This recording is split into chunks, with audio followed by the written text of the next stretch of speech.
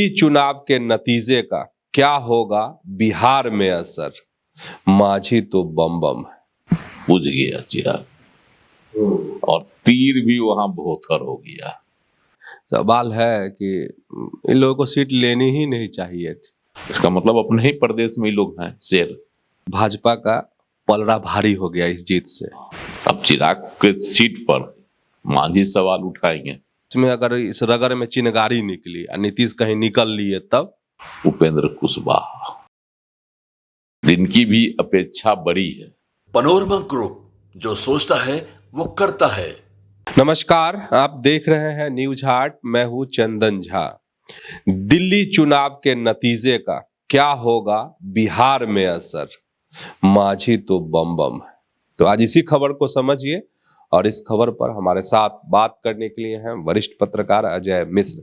Sir, आपका इस कार्यक्रम में स्वागत है। धन्यवाद चंदन जी। सर, दिल्ली चुनाव के नतीजे तो लगभग क्लियर कि वहां भाजपा अपनी सरकार बना रही है, लेकिन बिहार में उसका क्या असर हो सकता है? देखिए, दिल्ली का नतीजा से भाजपा उत्साहित और एनडीए भी उत्साहित है। ऐसा नहीं है कि एनडीए में हताशा है। ललन सिंह ने भी स्वागत किया और कहा है कि केजरीवाल केवल झूठ बोलते हैं, झूठ की खेती करते हैं, है ना।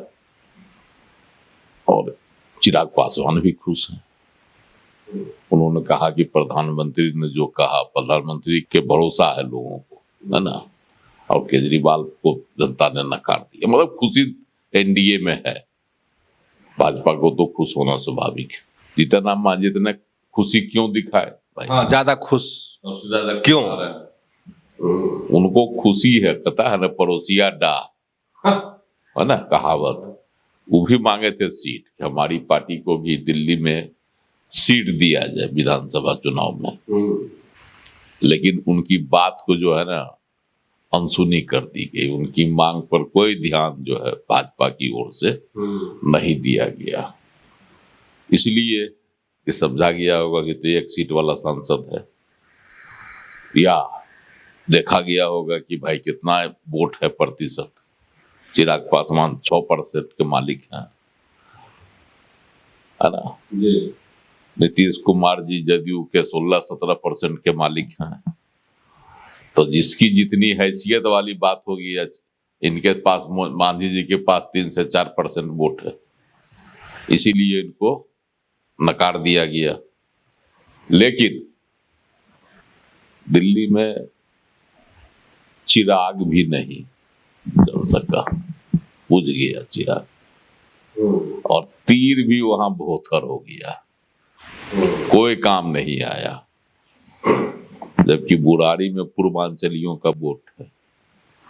देवली जहां से ही लड़े, क्या नाम है, श्रीमान चिराग पासवान के प्रत्याशी, वहां भी पूर्वांचली हैं, लेकिन वहां भी हार गए।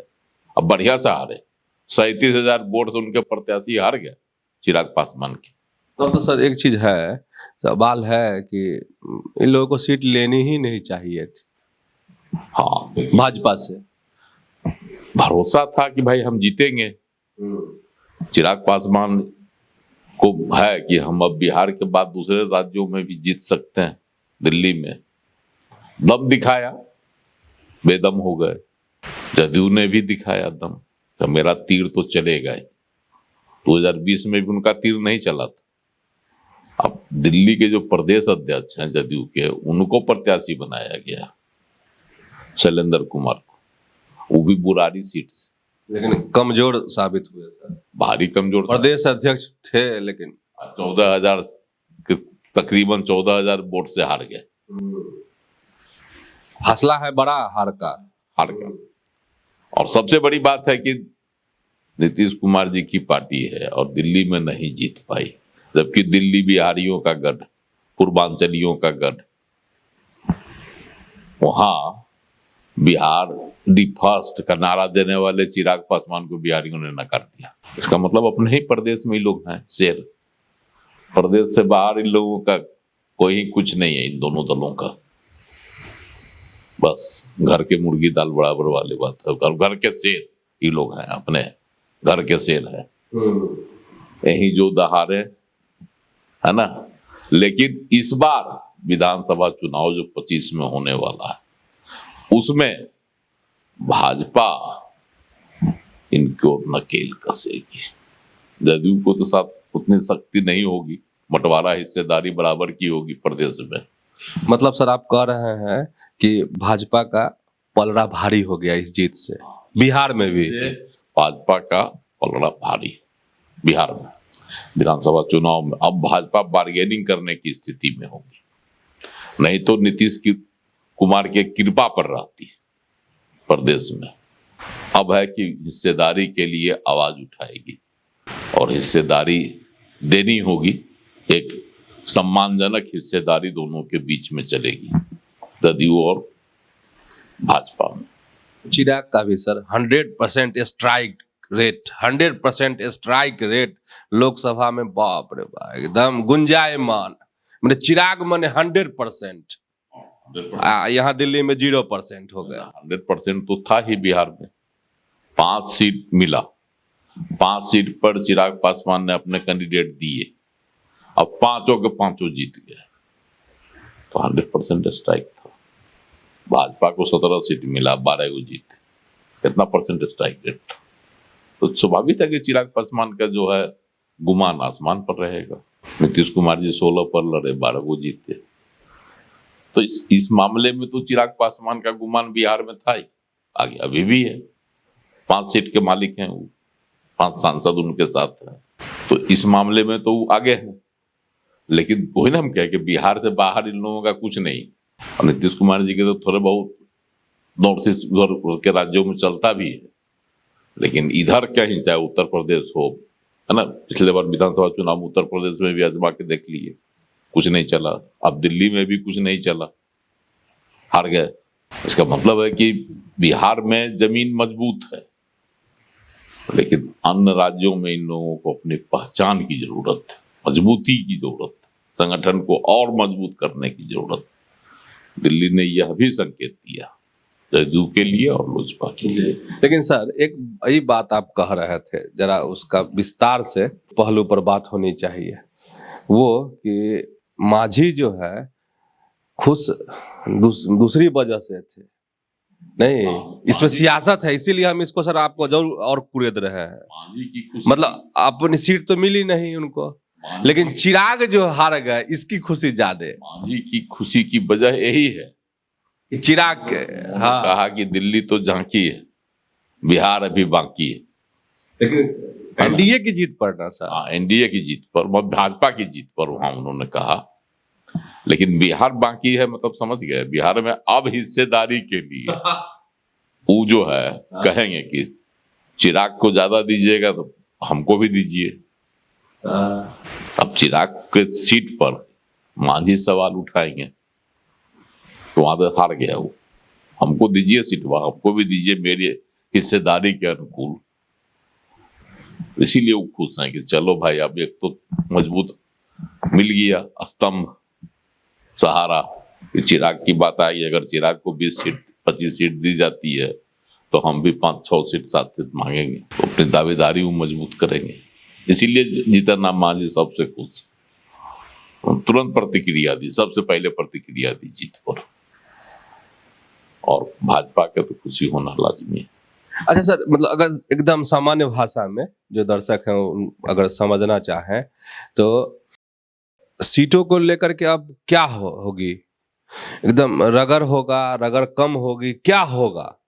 देखिए एनडीए में सीट के लेकर अब तो हमको नहीं लगता है भाजपा बराबरी से कम पर मानेगी, मतलब जदयू और भाजपा एकदम बराबर बराबर हिस्सेदारी बराबरी की होगी अब। ठीक है, इसके लिए दबाव भाजपा बनाएगी और नीतीश कुमार जी को भी कहीं न कहीं समझौता करना होगा। इससे प्रदेश है, बिहार है, बिहार में नीतीश जी का वोट है और नीतीश जी अपने अनुकूल चुनावी समझौता करते रहे हैं सीटों के बारे में, लोकसभा चुनाव हो या विधानसभा चुनाव।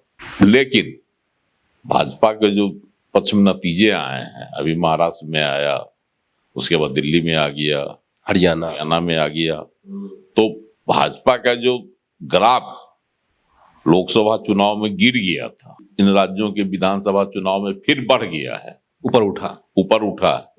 और खास करके नरेंद्र मोदी का प्रभाव तो लग रहा है कि इससे कहीं न कहीं बिहार में भी जदयू को भाजपा के साथ अनुकूल माहौल बनाकर चलना होगा। इससे भाजपा भी बिहार में अकेले लड़ने का जोखिम नहीं उठा पाएगी। दिल्ली में भी नीतीश कुमार को भाजपा नहीं छोड़ सकी, चिराग को नहीं छोड़ सकी, जिसे मांझी को नहीं दी उसे चिराग को भी नहीं देती भाजपा, लेकिन देना पड़ा और दी। इसलिए इसका लाभ कहीं ना कहीं मिला होगा जरूर, पूर्वांचलियों का जो वोट मिला, एकजुट जो हुआ, एकजुट हुआ और पूर्वांचली बहुल जो भी सीटें हैं उसमें से अधिकांश पर भाजपा की जो जीत हुई, इसके पीछे नीतीश कुमार जी और चिराग का भी योगदान है। मतलब इन लोगों का जो एनडीए एकजुट रहा दिल्ली में, उसका भी लाभ मिला भाजपा को, ऐसा नहीं। अच्छा सर, बिहार में असर की बात कर रहे थे तो उसमें एक प्रश्न मेरे मन में आ रहा है। आप कह रहे हैं कि बराबरी बराबरी पर अब हिसाब किताब होगा। सर, बराबरी बराबरी का अगर हिसाब किताब हुआ, उसमें अगर इस रगड़ में चिनगारी निकली और नीतीश कहीं निकल लिए, तब देखिए नीतीश कुमार जी अब निकलेंगे नहीं, इसकी हमको संभावना नहीं लगती है। हालांकि सियासत में नीतीश हैं तो सियासत में कभी भी कुछ हो सकता है। सीट का बंटवारा पर नीतीश कुमार इधर उधर बिदक भी सकते हैं, लेकिन सीट के बंटवारे में भाजपा भी जोखिम उठाना नहीं चाहेगी। भाजपा चाहेगी शांतिपूर्ण ढंग से, जिस तरह से लोकसभा में सीटों का बंटवारा हो गया, विधानसभा में भी हो जाए। तमाम घटक दल जो हैं साथ जो हैं, उन लोगों के साथ भी सम्मानजनक तरीके से समझौता हो जाए। तो इसमें बिगाड़ के जो हालात पैदा करने वाले तत्व है, मतलब हैं शख्स या कहिए पार्टी या उनके सर्वे सर्वा, उसमें जीतन राम मांझी हैं जो अभी से ही मुखर किए हुए हैं आवाज, है ना अभी। और दूसरे हैं उपेंद्र कुशवाहा, जिनकी भी अपेक्षा बड़ी है, महत्वाकांक्षा बड़ी है। तो हो सकता है कि इन दोनों के द्वारा वितंडा खड़ा किया जाए, लेकिन दिल्ली के नतीजे के बाद वह भी कोई जोखिम मोल लेना नहीं चाहेंगे कि सीट का एक सम्मानजनक समझौता हो जाए, ताकि सरकार में बने रहने का लाभ उठाया जा सके। वैसे इस नतीजे ने राजद के लिए भी बड़ा मुफीद माहौल बना दिया। कहिएगा कैसे? जिस दिन मतदान हो रहा था 5 फरवरी को दिल्ली में, उस दिन राहुल गांधी यहाँ दलित राजनीति कर रहे थे, है ना। जगलाल चौधरी एक दलित नेता, उनकी जयंती मनाई जा रही थी और दलितों के पक्ष में आवाज बुलंद कर रहे थे राहुल गांधी, ताकि दलितों का वोट का लाभ जो है मतदान के दौरान दिल्ली में कांग्रेस को मिल जाए। लेकिन इसका जो है बहुत लाभ दिल्ली में कांग्रेस को नहीं मिला। अब तो नतीजे बता रहे हैं। और दिल्ली की हार से बिहार में जो कांग्रेस बार्गेनिंग करने की स्थिति में थी राजद, वह भी कमजोर होगा और राजद के साथ समझौता करके चुनाव लड़ने में ही बिहार कांग्रेस अपनी भलाई समझेगी, है ना। जबकि प्रदेश कांग्रेस अध्यक्ष ने क्या कहा था कि किसी का पिछलग्गू पार्टी नहीं है, लेकिन विधानसभा चुनाव में अगर कांग्रेस अच्छे नतीजे की उम्मीद करती है, पिछलग्गू बनकर, तो राजद का पिछलग्गू बनकर रहना होगा। तो समझ गए होंगे कि दिल्ली चुनाव के नतीजे का आखिरकार बिहार में क्या असर हो सकता है। तो ऐसे ही न्यूज हाट के साथ जुड़े रहिए, खबरों से अपडेट रहिए। धन्यवाद, नमस्कार।